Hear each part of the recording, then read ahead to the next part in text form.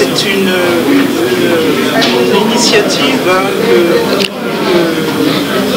que je loue, parce que je loue, même si elle vient du MCR, même si c'est notre initiative, je la loue parce qu'elle tombe vraiment à point nommé au moment où les consultations à la base se font dans toute la République centrafricaine, et puis des consultations au sein de la population centrafricaine résidant dans les pays limitrophes. Cette concertation des Centrafricains de France est une bonne aubaine.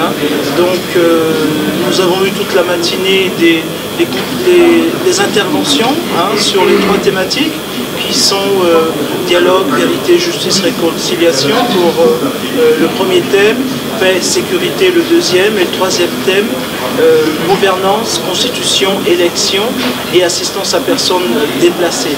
Donc nous sommes partis ensuite en atelier, 3 ateliers toujours, relatifs aux 3 thématiques. Et donc à l'issue de ces ateliers, des recommandations inversées au forum, des recommandations validées en plénière. Alors le grand point, c'est d'avoir pu avoir le ministre conseiller politique de Madame Catherine Samba-Panza, Monsieur Clément Guillama, qui a été envoyé spécialement, qui a fait ce voyage.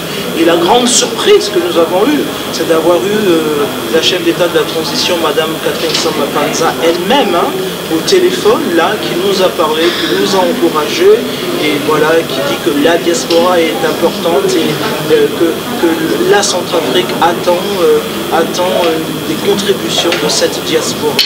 Bien entendu, en tout cas, le Centre humanitaire pour le dialogue, c'est un grand remerciement. C'est grâce à eux que cette journée a pu avoir lieu, en appuyant le MCR, en appuyant les Centrafricains qui se retrouvent ici. Un grand merci à toutes ces associations, ces initiatives, ces ONG, ces regroupements, ces collectifs qui ont dit oui à cet appel, qui ont dit oui et qui ont pris part à cette journée. Je ne les remercierai jamais assez, parce que grâce à eux, grâce à nous tous, nous avons été un ensemble pour la République centrafricaine. Donc merci à tous les Centrafricains, qu'ils soient dans un mouvement ou pas, ceux qui sont venus à titre individuel. Grand merci, grand merci. C'est comme ça que nous devons avancer au sein de cette diaspora. C'est comme ça que nous pouvons contribuer en étant un pour le seul intérêt général de la nation, qui est la République centrafricaine et le peuple centrafricain. Je vous remercie. Je m'appelle Frédéric Riquier, je suis chef de mission au Centre de dialogue humanitaire. C'est une organisation spécialisée dans la médiation qui est basée à Genève en Suisse. Et nous sommes à Paris pour répondre à une invitation et participer aux travaux initié par la diaspora centrafricaine en France à travers le mouvement des Centrafricains pour la rupture qu'accompagne notre organisation HD. Et c'est dans la droite ligne de toutes les initiatives en cours pour soutenir la préparation du Forum national de Bangui qui attend dans les jours à venir. Et aujourd'hui, nous nous réjouissons de voir les Centrafricains de la diaspora se réunir dans leur diversité pour essayer justement de se mettre ensemble, de dépasser les clivages et de penser à l'avenir de leur pays. Il faut juste rester modeste, tout n'est pas fait, tout n'est pas encore fait, mais au moins nous avons constaté qu'il y a en commun le partage d'un même rêve, la République centrafricaine sûre pour tous et pour chacun, le patrimoine commun à tous les Centrafricains. Et ils en veulent la préservation. Je pense que nous ne pouvons que les accompagner en toute amitié, fraternité et responsabilité. Je suis Clément Anisegui Amamasougo, ministre conseiller politique chargé du dialogue politique et social de la présidence de la République centrafricaine. Je suis à Paris depuis quelques jours sur instruction de Madame la Présidente de la République, Catherine Samba-Panza, qui a bien voulu me missionner, de prendre part à la journée citoyenne organisée par le mouvement des Centrafricains pour la rupture.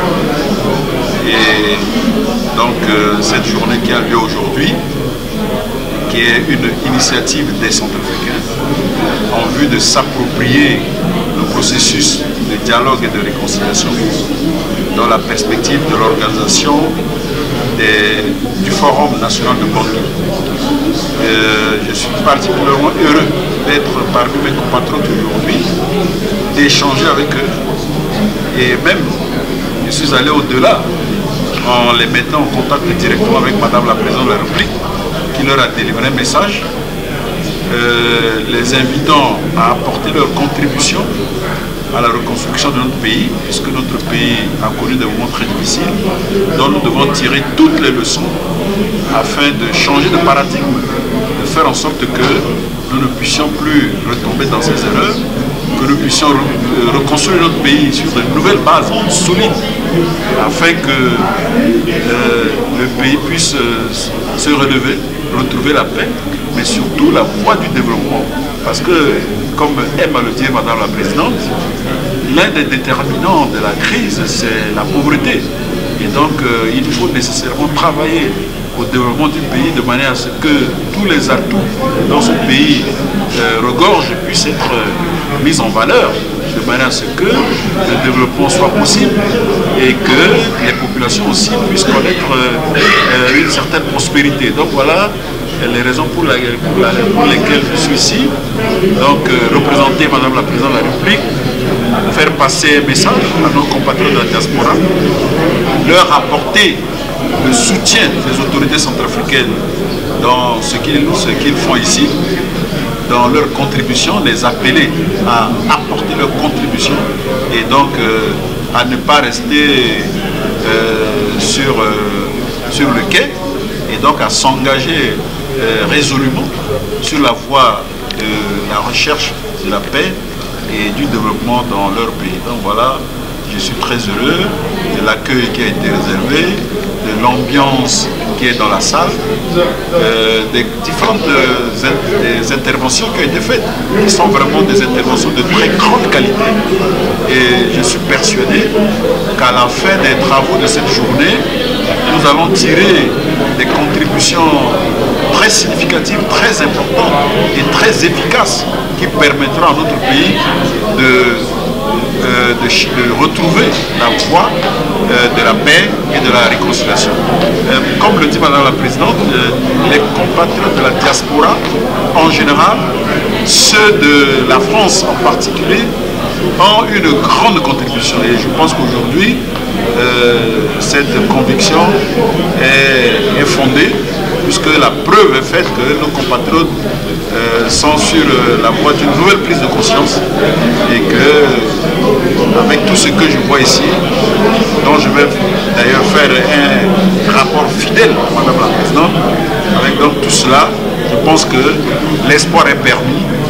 La Centrafrique peut compter sur ses fils et filles un peu partout où ils se trouvent pour véritablement relever les défis qui se sont posés à sa société jusque-là et qu'il fallait nécessairement et très rapidement relever pour que le pays puisse retrouver la paix, la cohésion et le développement. Voilà ce que je voulais dire, et une fois de plus, je remercie les organisateurs pour tout ce qui a été fait et qui montre qu'il y a des Centrafricains déterminés, il y a des Centrafricains engagés, il y a des Centrafricains capables un peu partout et qui ont véritablement le souci de leur pays. Je vous remercie.